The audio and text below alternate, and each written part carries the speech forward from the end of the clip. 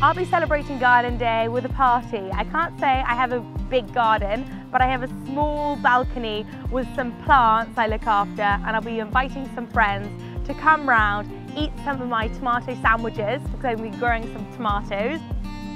I'll be celebrating Garden Day by inviting all my friends and loved ones to my house to enjoy the best of the garden, along with a lovely afternoon tea and perhaps a barbecue too.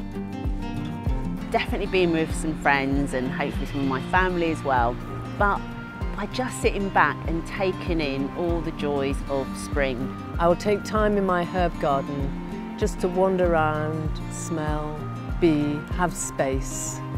We will be having a group of friends over, so we do a whole lamb asado, cooked over fire. I live in London, so I have a very small garden, but I do grow my own fruits and my own vegetables, and then I cook with them later. You can even celebrate Garden Day if you haven't got a garden or outdoor space. Plant up a window box, enjoy your houseplants, or get outside into the local park or visit a lovely garden locally.